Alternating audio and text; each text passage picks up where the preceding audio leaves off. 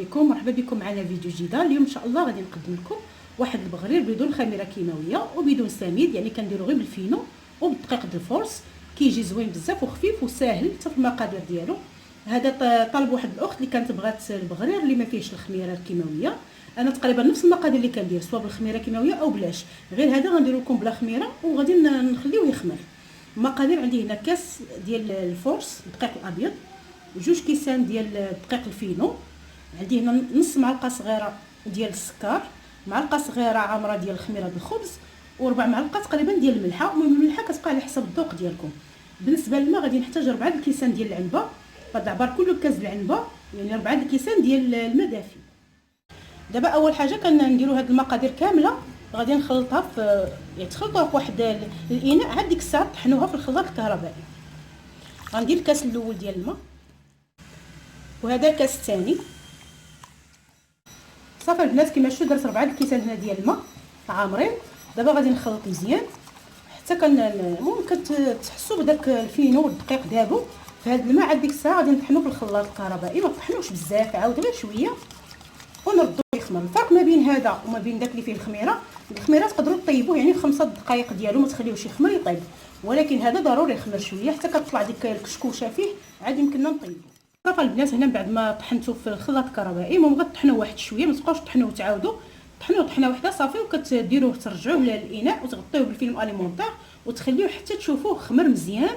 ديك الساعه غتبداو طيبوه. صافي البنات، هنا بعد ما كيخمر كما شفتوا دابا كنخلطوه باش ما كيبقاوش دوك الفقاعات من الفوق وصافي. صافي دابا غادي نسخن المقله ديال البغرير، نديروها تسخن وعاد نقصوا العافيه شويه باش نبداو نطيبوه. كما شفتوا البنات انا غنديرهم بحجم صغير، يمكن لكم ديروهم بحجم كبير المهم اللي بغيتو. هما بدا كيتقم.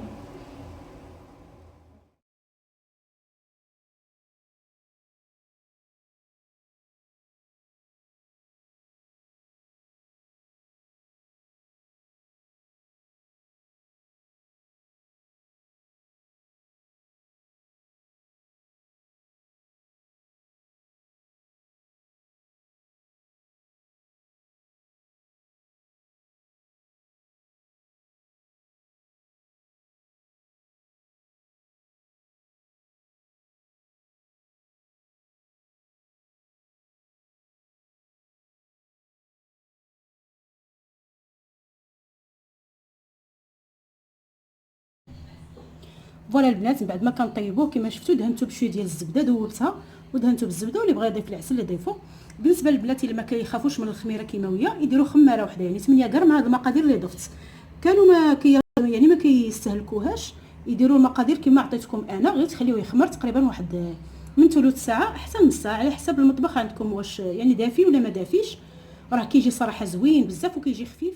باش شتو البنات، ها نتوما كنلعب به بيدي يعني كيجي خفيف بزاف وكيجي متقب يعني من الوجه وحتى من الخلف. ها نتوما راه كيجي صراحه زوين وخفيف ويعني بحال دايرين له الخميره تماما. ها نتوما كنتمنى ان شاء الله يعجبكم وتجربوه، ونشوفكم فيديو جديد. السلام عليكم.